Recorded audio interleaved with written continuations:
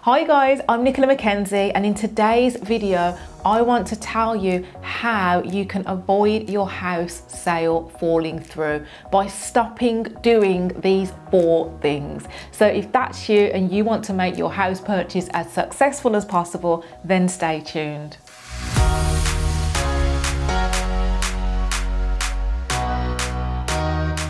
So guys, before we get into the detail of today's video, if you're about to embark on a property buying journey, remember we are property specialists and mortgage advisors and brokers. We deal with lots of high street banks, specialist banks, to make sure that we find the best mortgage to suit your circumstances and use our expert knowledge to help you navigate through the process. So head over to our website, dm.mortgage, and book in for a free of charge appointment today.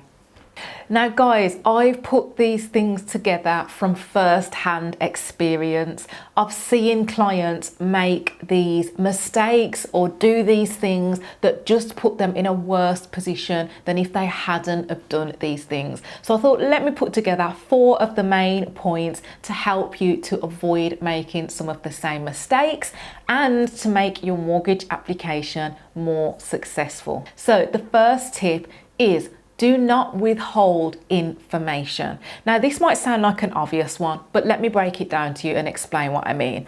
When you're applying for a mortgage, only at the application point, so application is only something that you can do when you found the property that you want to buy, the lender is going to check every single detail, payslips, bank statements, etc.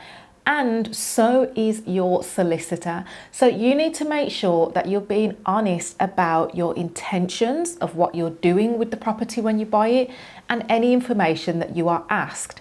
Like I said, that might sound like I'm making an obvious point, but we get people that fail to mention things, and I don't always think it's with malicious intent. Sometimes it is just they didn't think that that particular bit of was important to say when they were asked.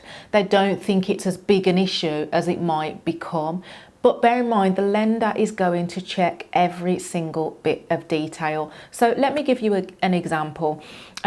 If you were to buy a house using your savings as a deposit, and then you decide to change where that deposit's coming from, let's say midway through the mortgage application, you decide that that money is now going to come from a friend. When you get to the solicitor aspect of things, the solicitor is then going to trace those bank statements back much further to check that those funds are from a legitimate source. It's the solicitor's responsibility and ours as brokers to tell the lender where your deposit is coming from. Most banks would not be happy with your deposit coming from a friend, and therefore they might decline the application based on that information when you are at a late stage in the process, because you've changed your intentions from what you intended when you applied to what you are now doing midway throughout the process, if that makes sense. I'll give you another example. I've had in the past people tell me that they are a first-time buyer, when actually they're not a first-time buyer. It's just that they've not owned a property for 25 years. So they bought and sold 25 years ago, but in their mind they've decided that they're a first-time buyer. And that's not how it works. A first-time buyer is someone that is buying for the first time. So the point is, when they got to the solicitor part of the process, solicitor again drilled a bit deeper. Turns out that they had bought a property 25 years ago, and therefore they were landed with a stamp duty bill. And that was a stamp duty bill that they had not budgeted for. So the point is, make sure that you are open and honest with information, because we are here to help and we need to give you the best advice, but we can only do that if you're telling us the whole truth. And just one final example on that point. So, and this is where again it comes down to, because bear in mind, if you go direct to a bank or through ourselves, and we're obviously arranging your mortgage with a bank, it's not until you make a full application that that bank is putting in the time, effort and resources to check your payslips, bank statements, etc. As a company, we have, lots of knowledge with mortgages. That's our jobs. We're qualified to give you mortgage advice. So we do as much due diligence as we can on your situation before it even gets to that point. So to get a mortgage agreement in principle with us, we would look at your payslips. And we would uncover, again, if there's an issue or a discrepancy in the information that you've given us well before it gets to application stage, so that, again, we can put you in the best position when you find that property. As an example, again, I don't think that this is always necessarily done with malicious intent, if that's the best way to describe it. I can't think of the right words, but you know what I mean. I've had a client that have told me that they earn a salary of £50,000. Then we look at the payslip in order to arrange an agreement in principle. So very early on, turns out that half of that is a salary, the rest of it is overtime. Now, a bank isn't going to consider you on a salary of £50,000. If that's the case, we need to know the breakdown: how much is salary, how much is overtime, how much is allowances. Again, if you've got things like student loans or pension deductions, childcare vouchers, some lenders will take that into account, some won't. So again, we do as much due diligence and checking as we can with that information by looking at those payslips before the bank even get involved, to minimise that risk for you. So the next point to discuss is when people don't get mortgage advice and or an agreement in principle soon on enough in the process. Now, some people leave this until the last minute, and it is the worst thing that you can do if you're trying to make your mortgage application as successful as possible and avoid your house sale falling through. Some people come to us literally after they've had an offer accepted and they've not had any mortgage advice whatsoever. Now, don't get me wrong, if you do it that way, it's not to say it's impossible to pass your mortgage through at all, but usually they're calling us at a time when they're in a panic, they've had an offer accepted, the estate agent's pushing them to get things moving quickly, and sometimes it turns out absolutely fine and they can get a mortgage.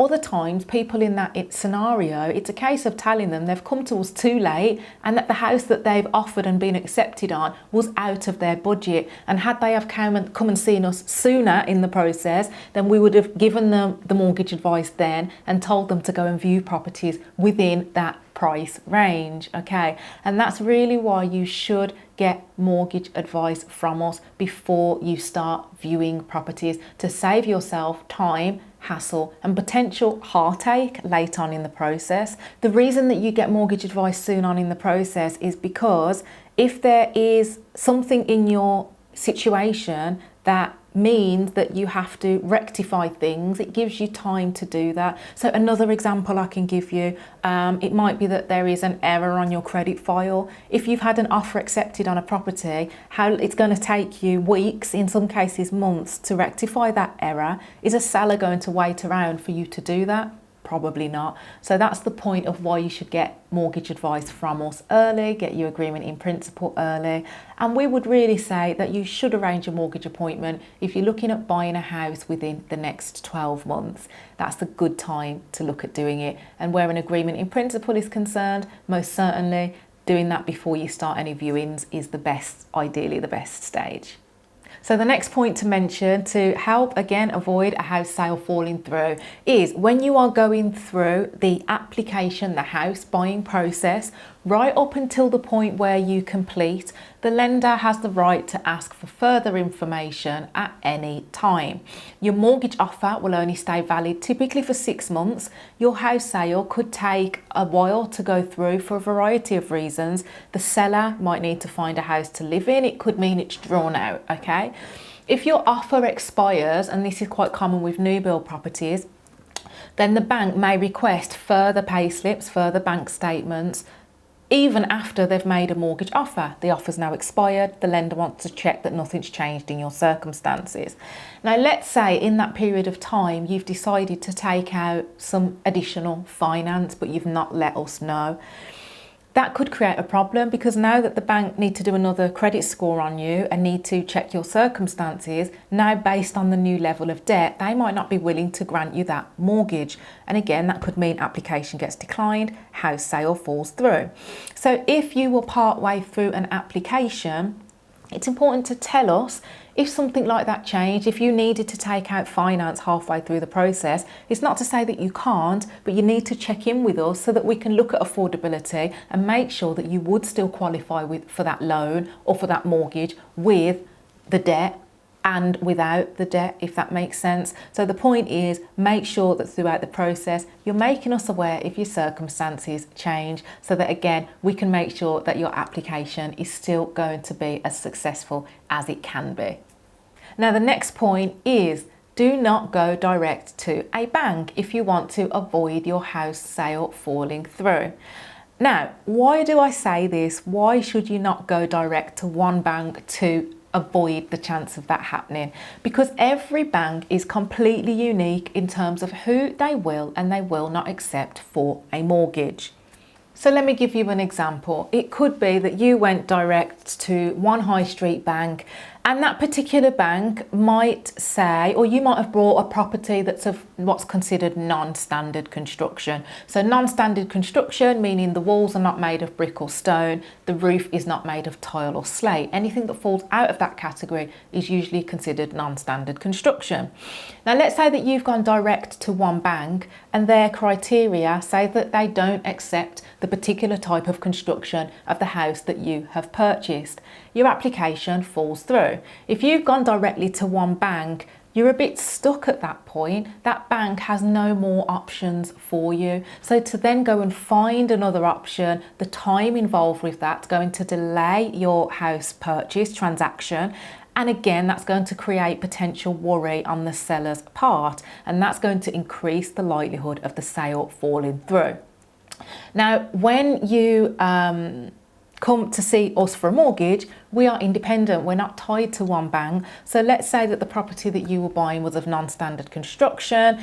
We would have lots of different banks to approach for that scenario. So again, the chance of the application being successful, we can look at what construction or what materials the property's been built from and find a lender that accepts that particular type of property. And again, therefore, you're minimising the risk of the application being declined, but also of the sale being drawn out as well. So it's all about making sure that you are applying to the best lender for your circumstances, and that's difficult to do if you're only going to one bank and one lender. So guys, in summary to today's episode, in order to reduce the chance of your house sale falling through, your mortgage application being declined, you need to book in for an appointment. That's what we're here for. That's where we can help. We're experts, we're mortgage advisors and house buying specialists. So not only do we help you with our knowledge and expertise to find you the best mortgage deal, but also help you to navigate through the options and the house buying process. So make sure that you head over to our website and book in for a free of charge appointment so that we can help you and give you your options, because our approach is doing as much due diligence as we possibly can on your situation before you find a property, again, to make that house purchase and that transaction as smooth and as successful as possible for you. And if you've enjoyed today's video, make sure that you subscribe and hit the bell so that you don't miss any more of my future videos, and I'll see you soon.